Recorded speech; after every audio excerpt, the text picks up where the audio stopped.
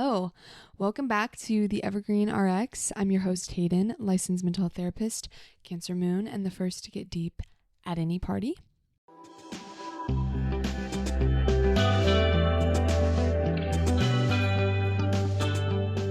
How's it going?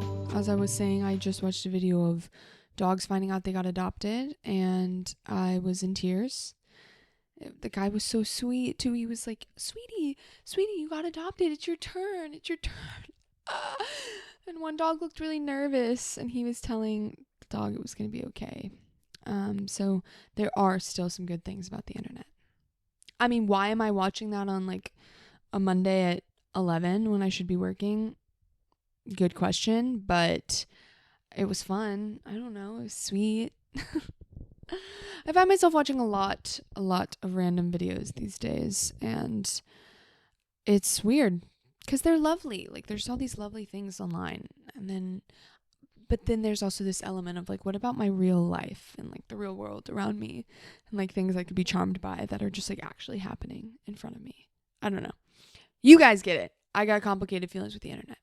And anyway, that's not what we're going to talk about today. We're actually going to talk about resentments and how to bring them up with people when you're feeling like your friends aren't showing up for you and you don't want to create more distance, but you also are harboring ill will, tough feelings towards them. And I really love the question because it feels really real, and like, which one of us has not been in that position of kind of feeling pissed at a friend for something, but not wanting to actually have the hard conversation about it and the awkward conversation and not knowing how it's going to go. So I think we got good things to cover on that today. And as always, this podcast is not therapy. I may be a therapist, but not yours and not now. And I like to use that experience, my work, everything I've studied, to inform how I answer these questions, but also my own life, my own decade or so I've spent in therapy, all the books I've read. It's my whole world. And so I like to use that to inform these conversations and hopefully make you feel less alone and just leave you with some things to think about. And even if the situations that I talk about, the questions, the specific circumstances are not the exact same, I think that there's something universal to learn from all of these different questions and topics that we cover. But I also have a plethora of episodes. So if this one's not the one for you, there's probably some topic out there that is really relevant for you. So just take a gander. And yeah, let's go ahead and open up the Evergreen RX shop and hear this listener question. Okay.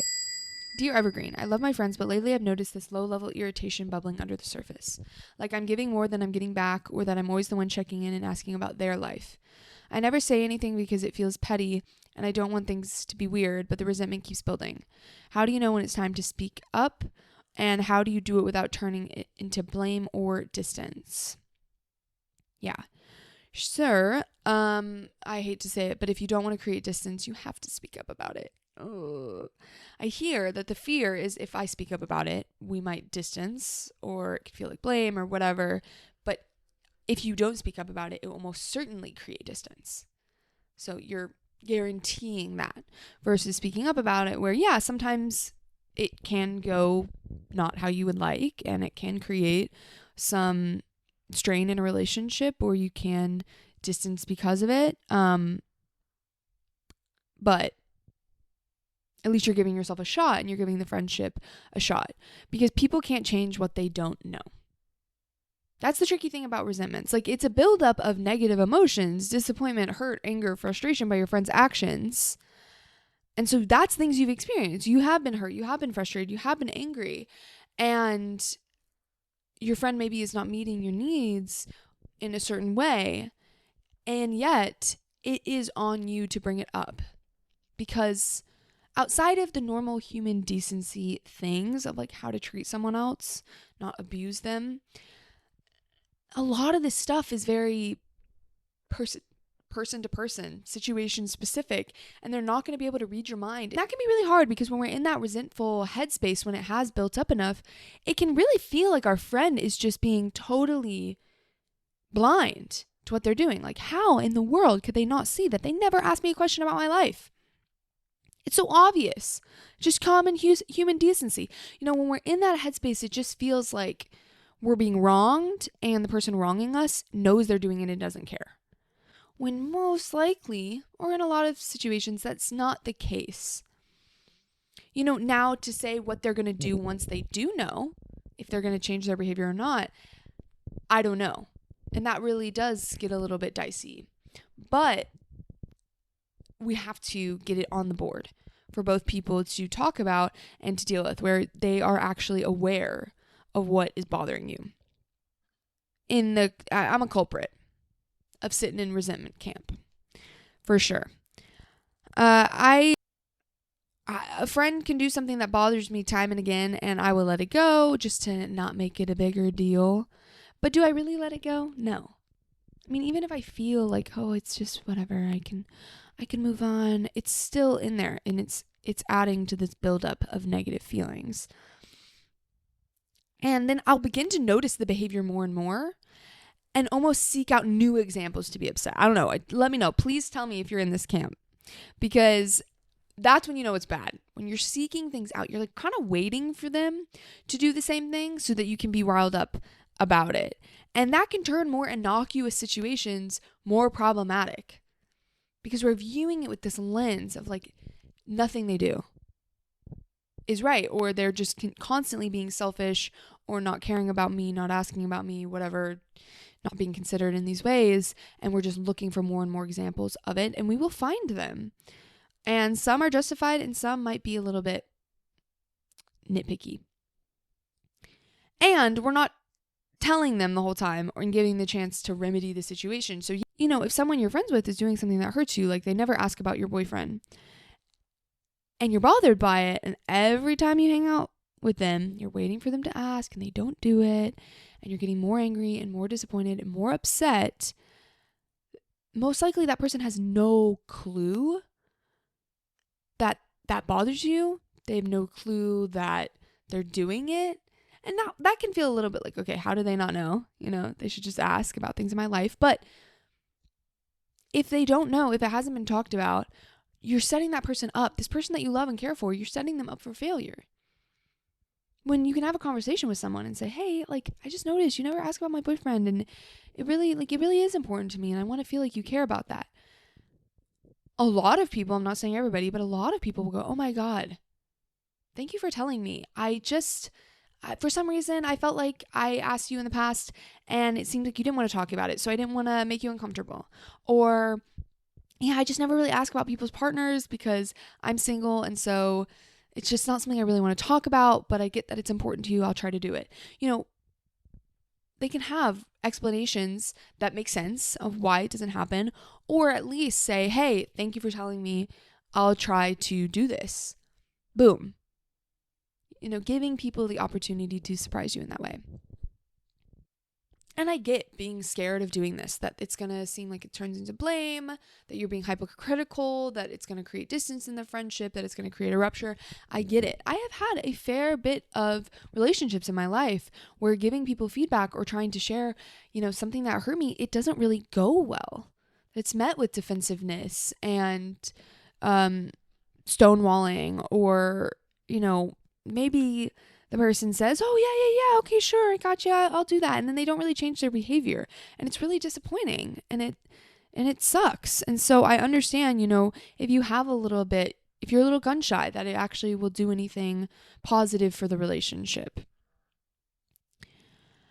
And I'll get back to this in a second, but I do want to give an example from my life recently that was really surprising to me. And I think kind of opened my eyes a bit on how sharing something with someone that is upsetting before it gets to, full-blown resentment, just the earlier the better, that it actually really can go well. So one of my really good friends hangs out with some friends that I don't really fuck with. I have my own reasons and history there, and I just don't really like them. But my friend who I do really like and care about hangs out with them. And, it sometimes gets under my skin or hurts my feelings. But recently there was a situation where it seemed like he kind of went out of his way to hang out with these people when he didn't have to. And it bugged me. It hurt me. It really did. And, felt like it was contradictory to his behavior in the past and what he's told me. So I'm ranting to my partner and I'm feeling, that it's kind of becoming a token in the bank of resentment, being like, oh, he just is this way. He'll just never change. He just doesn't see, making these grand assumptions about who he is as a person.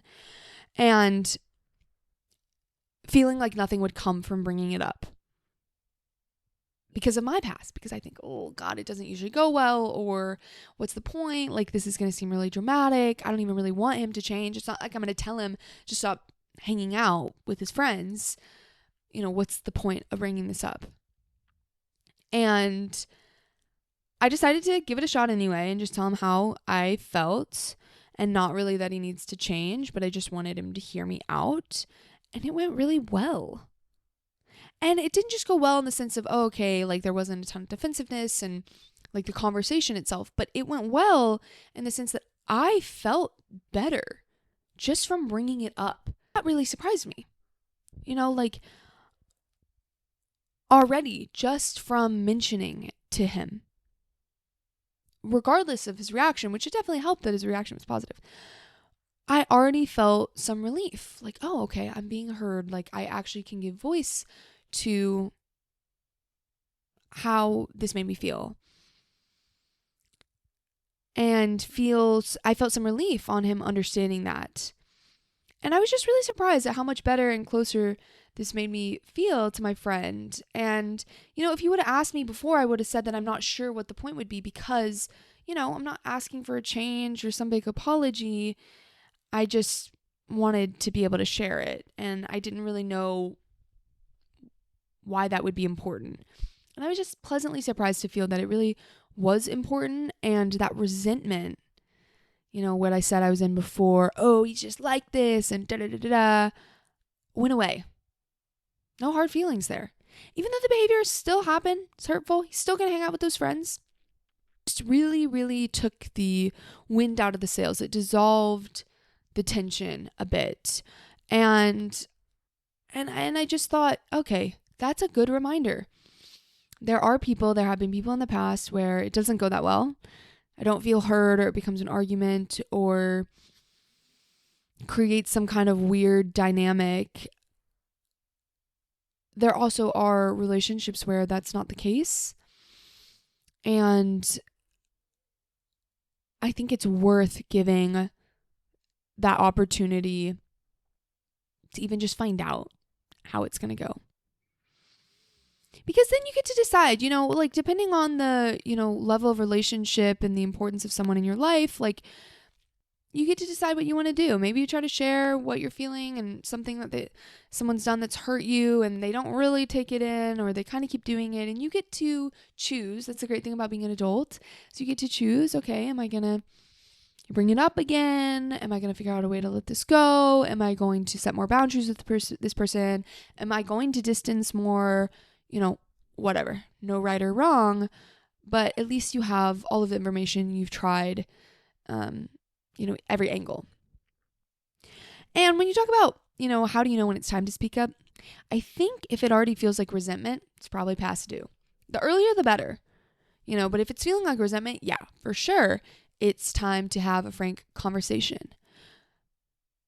For sure, there's a way to time it and to be aware of your tone and how you bring things up that can help you lend itself to success. Don't bring it up with your friend right before they go to work. That's probably just not the most considerate way to have a tough conversation with somebody. But if you time it well and you come in with kindness and curiosity and just really wanting to be heard and to hear them, the sooner the better. Because it has more risk of becoming the blame game when that resentment has built up and there's more residue. There's more stuff to contend with. And sometimes it will create more distance, and we're not totally in control of that.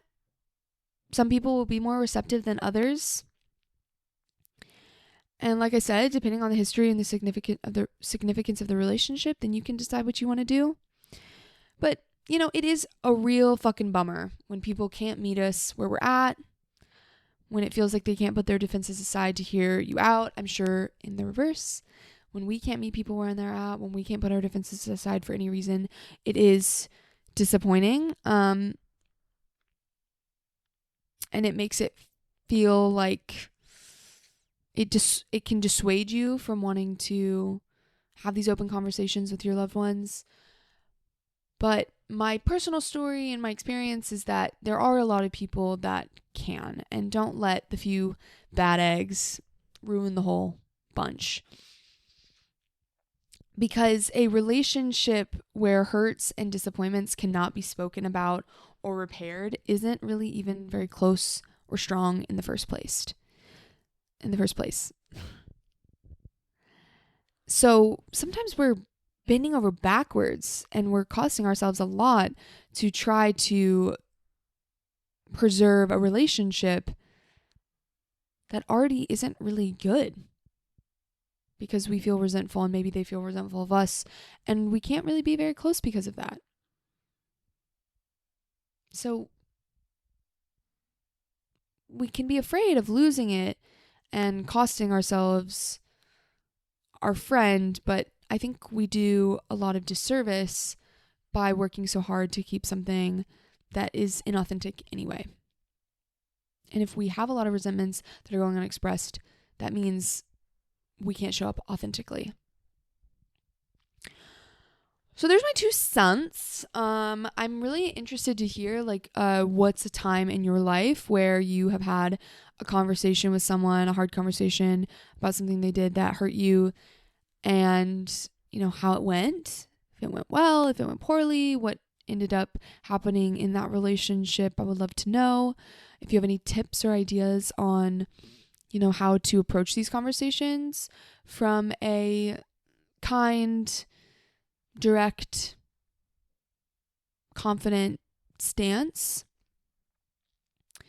And if you have other questions for me, if you want to submit your own listener question to the Dear Evergreen inbox, please reach out theevergreenrx@gmail.com. Text me or call me at 512-655-9888. I would love to hear from you. And share this with a friend as the icebreaker, to be like, hey, Anne, by the way, I have some shit to share with you. Yeah, do that and tell me how that goes. And I will catch you guys next Wednesday. Take care. Bye.